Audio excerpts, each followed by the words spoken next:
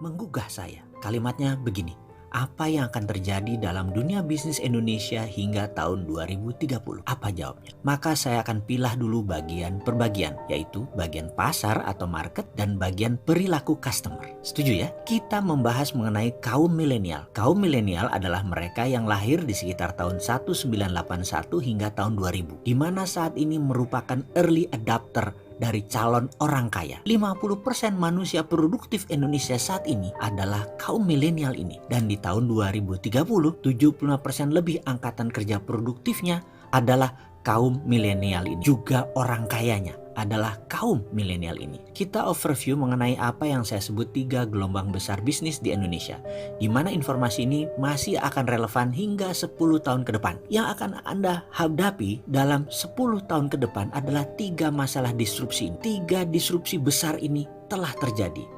Dan saya bilang bahwa kalau Anda bukan entrepreneur, maka Anda melihat disruption itu sebagai sebuah ancaman. Tapi kalau Anda entrepreneur, maka inilah masa di mana kita menyebutnya the whole new world of business. Dunia baru dalam bidang bisnis. Saat ini ada peluang jutaan banyaknya. Walaupun di sisi lain ada jutaan pekerjaan tutup, ribuan bisnis baru tumbuh dan ribuan bisnis lama juga mati. Itu disruption yang baru. Apa yang di disruption saat ini? Misalnya Matahari dan Ramayana dibunuh sama Bukalapak dan Tokopedia. Travel agent dibunuh sama Traveloka. Tapi di balik itu sahabat, ada jutaan peluang yang tumbuh baru juga. Jadi kalau ada yang mati, pasti ada yang lahir baru. Anda mau bagian yang mana? Ikut bagian yang mati atau ikut bagian yang lahir? Ketika ada 50 produk bisnis industri yang dibunuh oleh milenial, maka kalau ada yang mati, sekali lagi pasti ada yang lahir. Kalau Traveloka itu bagian dari yang lahir karena muncul yang namanya online travel agent. Tapi efeknya banyak travel agent offline yang mati karena bisnis model mereka sudah tidak relevan. Kedepan saya akan ceritakan mengenai 3 disruption yang sekarang mulai banyak orang ketakutan luar biasa. 3 big giant wave di Indonesia yang mendisrupsi pasar dan mendisrupsi perilaku konsumen. Terutama perusahaan-perusahaan kayak Indofood, Astra, Mayora, Kalbe Farma yang besar-besar itu shock sekarang. Karena tiba-tiba muncul pemain yang sama sekali tidak dikenal. Tiba-tiba muncul, tiba-tiba merusak semuanya. Gojek misalnya baru 9 tahun. Ada yang tahu berapa market value-nya? Lebih dari 10 billion dolar. Kalau dirupiahkan berapa? 150 triliun. Itu uang semua, nggak ada kertasnya. Garuda, Anda tahu berapa market valuation-nya? Nggak nyampe 40 triliun. Yang satu 9 tahun, yang satu 40 tahun, bayangkan.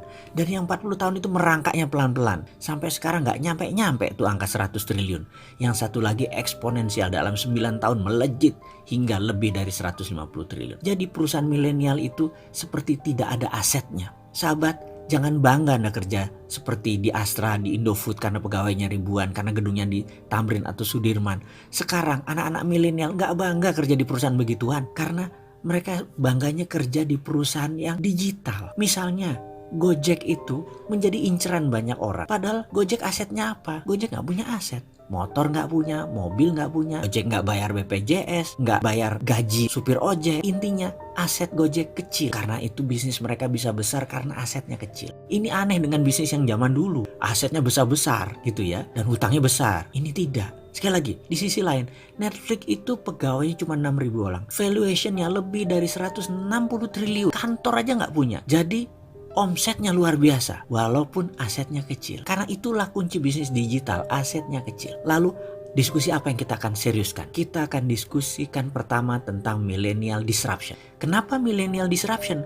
Karena cirinya sama, yaitu membunuh yang telah eksis lama. Contoh, musik rock. Sekarang saya tanya, ada nggak grup musik rock yang digawangi oleh kaum milenial? Ada nggak? Dulu ada Guns N' Roses, ada Scorpion, ada Dream Theater. Kenapa? Karena musik rock tidak disukai oleh milenial.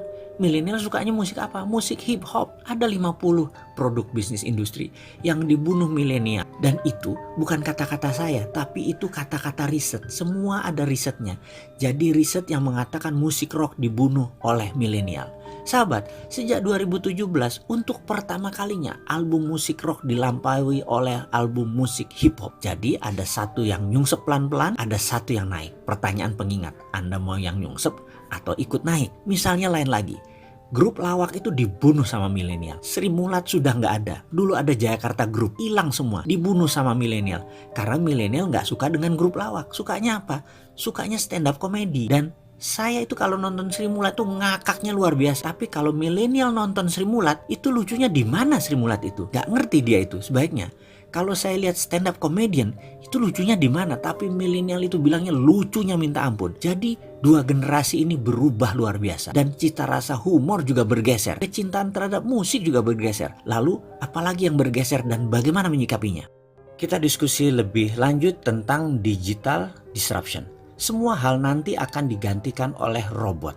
Apa yang bisa mekanik dan elektrik pasti diganti robot. Jadi manusia semuanya nanti bisa digantikan oleh AI, Artificial Intelligence. Disrupsi digital ini akan banyak menelan bisnis bergaya tradisional. Bayangkan gerakan digital disrupsi ini seperti gerakan vortex, yaitu gerakan baling-baling pesawat. Baling-baling itu kalau muter makin kencang dan makin banyak dayanya, makin melumat putarannya ke dalam. Ini gambaran industri. Mana yang makin ke tengah, mana yang makin mendekat dengan titik lumatan, makin hancur-hancuran bisnis itu. Pertama yaitu Google dan Facebook. Mereka adalah industri yang paling cepat mendisrupsi sekaligus paling cepat terdisrupsi.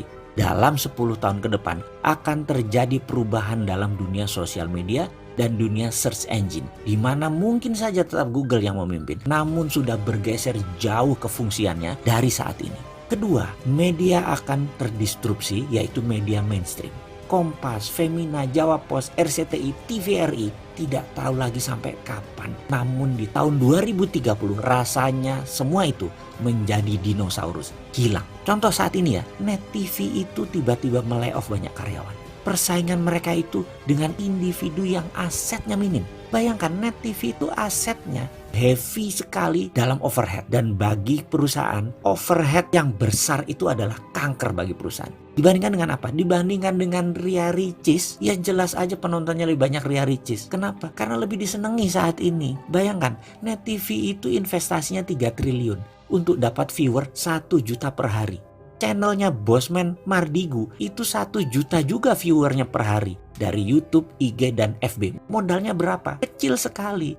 Atta Halilintar per hari itu 7 juta viewer. Deddy Corbuzier itu 6 juta viewer. Raffi dan Gigi itu 10 juta viewer per harinya. Modalnya nggak sampai semiliar. Bubrah itu semua media mainstream. Apalagi nanti waktu 5G hadir di Indonesia tahun 2020 dan 2021. Generasi milenial dan generasi Z tidak nonton TV. Nontonnya semua berbasis internet. Ketiga, apa yang terdisrupsi? Retail shop.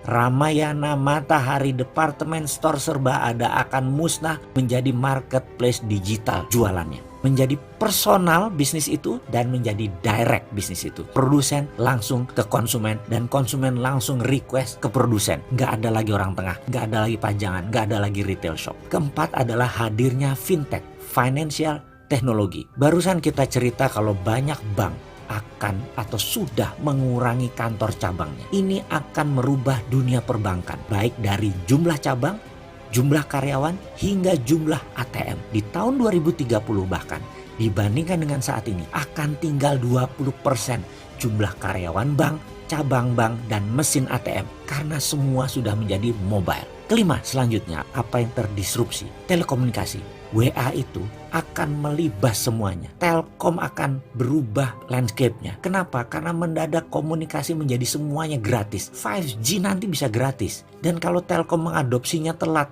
baru 2045, Singapura sudah mengadopsinya sekarang, maka di tahun 2021 telepon kita bisa 3. Salah satu teleponnya adalah Singtel. Karena kita nggak bisa tahan lagi udah pakai satelit. Semua wilayah Indonesia di cover dan gratis. Mampus itu Telkom. Tapi itu adalah bisnis yang terjadi bahwa telekomunikasi akan terdisrupt kalau tidak cepat-cepat melakukan perubahan game changing. Kenapa? Karena telekomunikasi merubah dari more for less jadi more for zero. Itulah yang dilakukan oleh digital company. Mereka menghasilkan more for zero. Itulah ciri digital disruption. Keenam, apa yang terdisrupsi kemudian? Edukasi. Edukasi nanti tidak akan pakai ruang kelas dan guru lagi. Apa yang dilakukan? Mereka menggunakan digital, ruang kelas tidak sebanyak sekarang lagi. kampus dan sekolahan itu tinggal separuh kebutuhan ruang kelasnya karena semua digital. Guru dan dosen tinggal separuh dibandingkan saat ini. Karena itu akan terjadi disrupsi gila-gilaan di bidang edukasi. Dan ini akan membuat shock. Kuncinya sekali lagi, dalam digital disruption, cirinya adalah kita menghasilkan layanan yang more for less. Jadi produknya 10 kali lebih bagus dari yang existing. Tapi 10 kali lebih murah dari produk yang existing juga. Kalau itu sampai terjadi, maka industri akan digoncang oleh layanan more for less dan more for zero.